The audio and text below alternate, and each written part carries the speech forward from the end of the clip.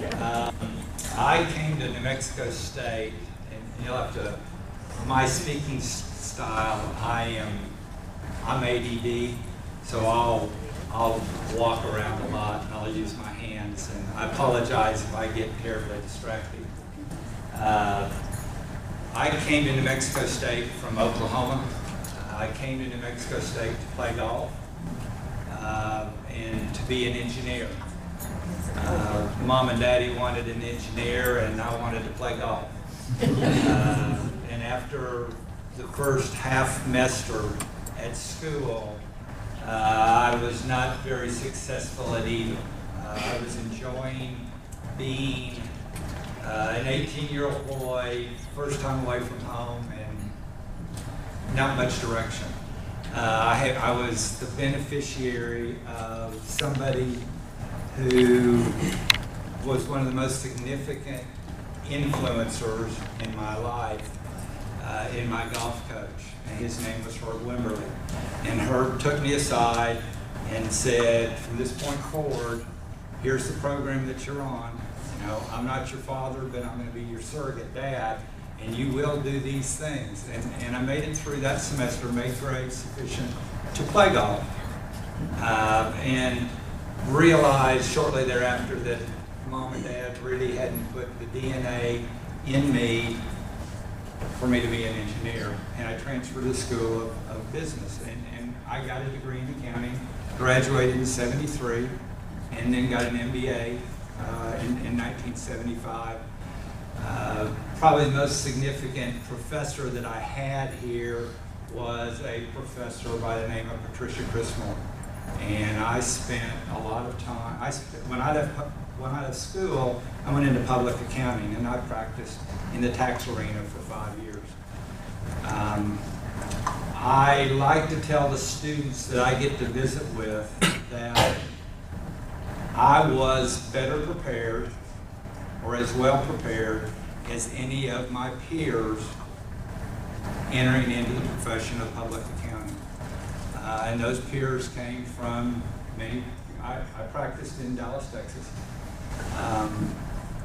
I practiced with individuals from the University of Texas, Texas A&M. There were 2 from Stanford, 1 from Columbia, a couple from Oklahoma, and then, you know, after that I don't really remember. But the education I got, because, and I truly believe it's because so many of the professors that I had practical real life experience where I was able, and they shared with us, you know, what you could expect. I remember Dr. Bullock used to tell us, in preparing for the CPA exam, it's not that big a deal. If it was that big a deal, when you look around and you see all these people with CPA by their name, you know that you're as smart as they are, so don't let them psych you out. They spent time on a different level walking us through what we could expect to experience in the real world, and it gave me a real peace. It gave me a real confidence. I practiced for 5 years, and during that 5-year period of time, I spent about 2 years acting as an interim CEO for companies that banks had difficulty with, and they replaced management, and they asked on an interim basis for someone to come, and after a while that kind of became me. And I learned how to fire people. You know, it wasn't much fun being 27 years old, 28 years old, and having to look at somebody like me who was 62 and say, you know, you are not, it's not good for you to be here right now. It's not good for the organization, and we're holding you back. There's something else out there. I learned during that period of time that it's better to let somebody go if they're not working out, because if they're not working out, they're not happy. And you're keeping them, by keeping them in your organization, you're keeping them from achieving and being able to participate in something that is truly, I like to work. I mean, it's fun for me. I like playing the game. I look forward to it. I told the class yesterday, it's something I truly believe.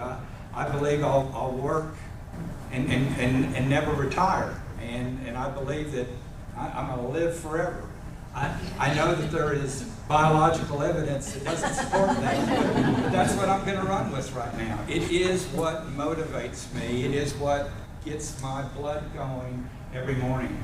I like mornings. I like Mondays. I like springtime. You know, Fridays drive me nuts because it's the end of the work week. My wife hasn't thought off on all of this, but it is part of my personality.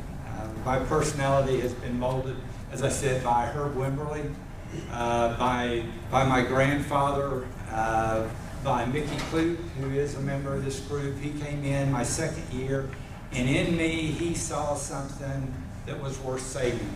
And it was not so much that I was ever going to change the face of New Mexico State golf, but he saw something where I might be able to add something positive to society.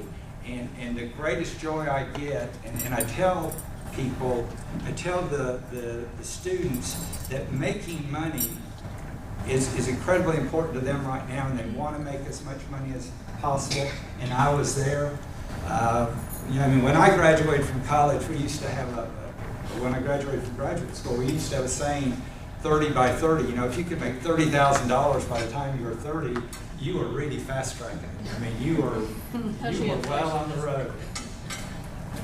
You will reach a point in the not too distant future where money is not what motivates you. My grandfather shared with me two things. I shared this with individuals yesterday when I talked to him. I asked him in his later years, he was about 91, I asked him, of all the things that happened, what would you have done different in your life? And he paused for 20, 25 seconds. He looked me square in the eye and he said, you know, I think I'd have parted my hair in the middle. That tells me that he had a pretty good run and he didn't have a whole lot of regrets. He did share with me that the thing that provided him the most satisfaction in business was being able to improve other people's lives, being able to provide them the opportunity, not necessarily to give them something, but to provide them the opportunity to succeed. And hopefully in the few small companies that we've got, we have 5 little companies right now, and they're not a gnat on an elephant's bottom, but they do employ some people, and hopefully we've provided people an opportunity to improve the quality of their life. So that's kind of who I am.